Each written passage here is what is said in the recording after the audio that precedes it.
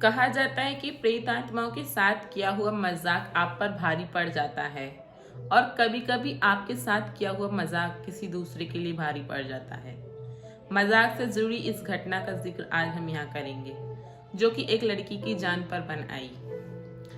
कोटा राजस्थान सुनते ही आप लोगों के मन में यह होता होगा कि हाँ, वहाँ पर तो लोग अपने सपने पूरे करने जाते हैं, लेकिन अगर क्या हो उन सपनों के चक्कर में आपकी जान पर बन आए। ये घटना है राजस्थान कोटा के एक हॉस्टल की, जिसका नाम हम हिडन कर देंगे यहाँ पर, क्योंकि हॉस्टल का नाम खराब नहीं होना चाहिए। हर हॉस्टल में हर लड़की होती है और उनके सेपरेट रूम होते हैं। ऐसे ही एक रूम था सुहानी का। सुहानी एक बहुत ही दिलचस्पी लड़की थी और उसे ऐसा लगता था कि मैं क्यों ना इन चीज़ों में बहुत ज़्यादा घुस जाऊँ। उसे ऐसे बहुत ज़्यादा इंटरेस्ट था कि मैं प्रेत आत्माओं से कांटेक्ट करूँ। उसे ऐसा लगता था कि मैं इन चीज़ों को बुला सकती हूँ और इन्हें वापस भी भेज सकती हूँ। पता नहीं उसके मन में क्या ही चलता था, बट उसके मन में एक अजीब सी हलचल रहती थी कि क्यों ना मैं इन चीज़ों से कांटेक्ट करूँ या फिर मैं लोगों के साथ मजाक करूँ कि आपके बाहर कोई है या फिर आपके आसपास कोई भटक रहा है। लेकिन इंसानों को ये नहीं पता होता है कि उनकी एक गलती उनकी जान पर बनाएगी। ये गलती करी सुहानी ने। सुहानी एक अपनी कोटा राजस्थान में स्टडी कंप्लीट करने के लिए आई थी एंड हॉस्टल में रहती थी। वहीं उसकी एक दोस्त बनती है जिसका नाम धनशिका होता है। धनशिका काफ़ी इंटेलिजेंट लड़की होती है, लेकिन उसे ये नहीं पता होता है कि ये सुहानी जो है ये मेरे लिए इतनी ज़्यादा मौत का कारण बन सकती है, जो उसने कभी सोचा ही नहीं था। सुहानी को हमेशा ऐसा लगता था कि वो धनशिका से कहती है कि चलो क्यों ना आज रात हम एक ऐसी मस्ती करें जिसे देख पूरा हॉस्टल हिल जाए। धनशिका एक समझदार लड़की थी, तो वो उसे मना करती है कि नहीं, ऐसा कुछ मत करो तुम यहाँ पर, और हम लोग यहाँ पर अभी नए नए आए हैं, हमें इस हॉस्टल के बारे में कुछ भी नहीं पता। लेकिन सुहानी नहीं मानती और सुहानी बोलती है कि चलो ना। जब रात के लगभग लगभग 2:30 बज रहे थे, सुहानी ने क्या काम किया, अपने गेट से बाहर निकली और गेट खटखटाकर सबके, नानी की जो हॉस्टल के जितने भी रूम थे उसकी कॉलोनी में, गली में, तो उन सबके गेट खटखटाकर वापस घर में घुस जाती है, अपने रूम में घुस जाती है। एंड वहाँ पर वो सोचती है कि शायद सबको ये लगे कि रात के 2 बजे आखिर कौन आया और किसने गेट खटखटाए। ओवरऑल सुहानी सबको ये फील कराना चाहती थी कि यहाँ इस हॉस्टल में कोई भूत प्रेत जैसी चीजें रह रही हैं, जो कि जिस चीजों से ये लोग वाकिफ नहीं हैं। तो सब लोग आखिर डर भी चुके थे इस चीज को लेकर। जब सुहानी नेक्स्ट डे देखती है कि सबके होश और हवास थोड़े उड़े हुए हैं, तो सबको ऐसा लग रहा था कि जैसे रात के 2 बजे कौन ही खटखटा कर गया, क्योंकि वार्डन ऐसे 2 बजे किसी के भी गेट को नहीं खटखटाएगा। सब लोग इस घटना के बाद डरे हुए थे। सुहानी इस चीज में और भी ज्यादा दिलचस्पी लेती है, सोचती है कि क्यों ना मैं ये काम फिर से करूं। सुहानी एक काम करती है, अब नेक्स्ट डे में माइक बजाकर छोड़ देती है और उसमें घुंघरू की आवाज लगा देती है और उसको अपने हॉस्टल वाली बालकनी में रख देती है। बालकनी के पास किसी की भी नजर नहीं पड़ती और सुहानी अपने मकसद में कामयाब हो जाती है। वो अब सबको ये फील कराना चाहती थी कि इस हॉस्टल में कुछ है और लोगों को डराना चाहती थी, लेकिन उसका ये किया हुआ मजाक उसकी दोस्त के लिए इतना भारी पड़ जाएगा उसने कभी नहीं सोचा। दरअसल वो ऐसा ही करती गई, लगभग 1 महीने तक उसने ऐसा ही किया। लोगों के मन में बहुत ज़्यादा डर बैठ चुका था उस हॉस्टल को लेकर। आधे से ज़्यादा लड़कियों ने उस हॉस्टल को खाली भी कर दिया था कि हम इस हॉस्टल में नहीं रहेंगे, और हम इसमें इसलिए नहीं रहना चाहते हैं क्योंकि यहाँ पर बहुत अजीब अजीब आवाज़ें आती हैं हम लोगों को। लेकिन सुहानी ये नहीं चाहती थी कि वहाँ से सब लोग चले जाएं, क्योंकि उसका ये मकसद नहीं था। उसका मकसद था कि बस एक दिलचस्पी में मजाक करने वाला। और उसके बाद में जब सुहानी अपने घर जाती है और जब घर से लौट कर आती है, तो वो एक चीज़ महसूस करती है कि जो उसका कमरा है वो काफ़ी बिखरा हुआ पड़ा हुआ है। तो वो सोचती है कि ये मेरा कमरा आखिर फैलाया किसने।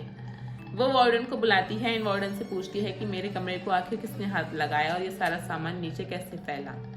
तो वार्डन बोलता है कि हमें नहीं पता, हमने तो आपके रूम का लॉक लगाया हुआ था, हमें नहीं, हम इस बारे में कुछ जानते ही नहीं हैं। सुहानी बोलती है कि जाओ यहाँ से, पता नहीं कैसा हॉस्टल है। वो अपने रूम को साफ करती है एंड नेक्स्ट डे फिर जब वो सो रही होती है रात में, तो उसका रूम फिर से फैला हुआ होता है। जब वो जगती है तो वो देखती है कि ये सामान आखिर फैल कैसे रहा है। उसे इस चीज़ का अंदाज़ा नहीं था कि अब उसका सामान कौन फैला रहा है, यानी कि जो मजाक करती थी वो उसके लिए इतना भारी पड़ गया, उसने इस चीज़ को आमंत्रित कर लिया अपने पास कि उसके लिए शायद अब बचना मुश्किल ही था। उसके बाद में क्या होता है कि सुहानी देखती है कि सारा सामान फैला हुआ है। वो सोचती है कि आखिर डेली मेरा सामान फैला कौन देता है। वो इस बारे में अपनी मम्मी से कांटेक्ट करती है, बोलती है मम्मी मैं रात को जब सोती हूँ तो मेरा सारा सामान फैला हुआ होता है और मुझे समझ नहीं आ रहा कि ये सामान आखिर फैला कौन देता है, क्योंकि मैं एकदम अपना साफ करके सोती हूँ कमरा। उसकी मम्मी बोलती है कि तुम कुछ दिन धंशिका के कमरे में सो जाओ और अगर तुम्हें ऐसा ही फील होता है तो, और फिर वहाँ पर जब देखना कि वहाँ पर सामान फैला हुआ है या नहीं फैला हुआ। सुहानी सेम ऐसा ही करती है। उसे ऐसा लगता है कि शायद मैं दूसरे रूम में सोऊंगी तो ये सामान नहीं फैलेगा, या तो मैं नींद में ही खुद ही इस सामान को फैला देती हूँ। ऐसा लगता है उसको कि शायद मुझे नींद की प्रॉब्लम हो चुकी है, कि शायद मैं नींद में उठती हूँ और ये सामान फैलाकर फिर वापस लेट जाती हूँ। सुहानी धंशिका के रूम में सोती है 2-3 दिन, और 2-3 दिन लगातार वो एक्टिविटीज़ रेगुलर कंटिन्यू रहती हैं। सुहानी अब उसको डर लग चुका था कि आखिर ये हो क्या रहा है।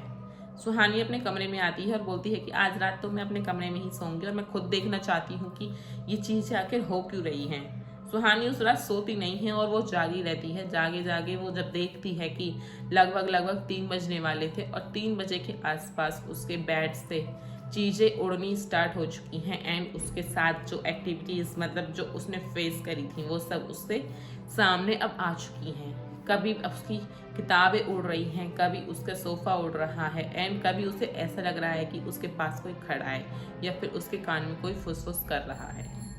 सुहानी बेहद डर चुकी थी इस चीज़ को लेकर, अपने रूम से भागती है और धंशिका के रूम में जाती है और उसे बोलती है कि मेरे रूम में चलो 1 सेकंड के लिए प्लीज़, वहाँ पर बहुत ज़्यादा खतरनाक, मुझे डर लग रहा है, पता नहीं क्या हो रहा है। जैसे ही धंशिका उसके रूम में जाती है सारी चीज़ें नॉर्मल हो जाती हैं और जो सामान फैला हुआ था वो सब अपनी अपनी जगहों पर रख जाता है। सुहानी को ये चीज़ देखकर डर लग जाता है कि अभी तो मेरे सामने सब चीज़ें उड़ रही थी और ये एकदम से नीचे कैसे आ गई। वो सोचती है कि शायद कुछ चीज़ है जो मुझे परेशान कर रही है। वो अपनी मम्मी को फ़ोन लगाती है, उनको बोलती है मम्मी मेरे सामने अभी ये सब चीज़ें उड़ रही थी, एंड मैंने अभी जब आके देखा है तो वापस वहीं पर अपनी जगहों पर इकट्ठी हो चुकी हैं और मुझे अब बेहद काफ़ी डर लग रहा है। मैं यहाँ नहीं रहना चाहती हूँ, मुझे वापस बुला लो। सुहानी अपने घर जाने के लिए रेडी ही रहती है। पता नहीं उसको क्या हो जाता है, उसे ऐसा लगता है कि कोई उसके कदमों को रोक रहा है, उसे नहीं जाने देना चाहता। वो अपनी मम्मी को बोलती है मम्मी मैं यहाँ से नहीं निकल पा रही हूँ, प्लीज़ मेरी मदद करो, क्या करना है। वो धंशिका को भी बोलती है कि मैं यहाँ से नहीं निकल पा रही हूँ, मुझे नहीं पता कौन मेरे कदमों को रोक रहा है, मैं यहाँ से नहीं जा पा रही हूँ। वार्डन भी आती है और जब वो बताती है कि यहाँ पर तुम्हारे रूम में एक पहले लड़की रहती थी जो कि अपनी स्टडी के लिए यहाँ पर आई थी, लेकिन वो एक्चुअली में एग्ज़ाम्स उसका जो थे वो अटैम्प्ट नहीं कर पाई, तो उस सदमे में उसने यहाँ पर सुसाइड कर ली थी। एक्चुअली में लोग वहाँ पर आते हैं, सपना पूरा नहीं होता तो वो अपने रूम में ही अपनी सुसाइड कर लेते हैं या फिर छत पर जा कर के वहाँ से सुसाइड कर लेते हैं। तो ये चीज़ें वहाँ पर खतरे के लिए साबित होती हैं कि वहाँ पर उनकी आत्माएं भटकती रहती हैं और वो ये नहीं चाहती कि हमने अपना सपना पूरा नहीं कर पाए तो हाँ यहाँ पर आकर कोई और भी अपना सपना पूरा करे। सुहानी के साथ वो चीज़ें हो रही थी और वो उस हॉस्टल से जा नहीं पा रही थी और अब वो बालों को बखेर कर अजीब अजीब हरकत कर रही थी। वार्डन बोलती है कि शायद यहाँ पर कुछ है। वार्डन वहाँ पर एक बाबा को बुलाते हैं जो कि राजस्थान में तो काफ़ी मशहूर मंदिर है एक मेहंदीपुर बालाजी नाम से, तो वहाँ से एक पंडित को बुलाते हैं और फिर वहाँ से उस हॉस्टल में पूजा करवाते हैं। उस पूजा के बाद में जब सुहानी नेक्स्ट डे अपने रूम में सो रही होती है तो उसको ये चीज़ फील नहीं होती कि सामान उड़ रहा है। अब ऐसा लग रहा था जैसे उस हॉस्टल में बाकी सब नॉर्मल हो चुका है और वहाँ वैसी कुछ चीज़ है नहीं।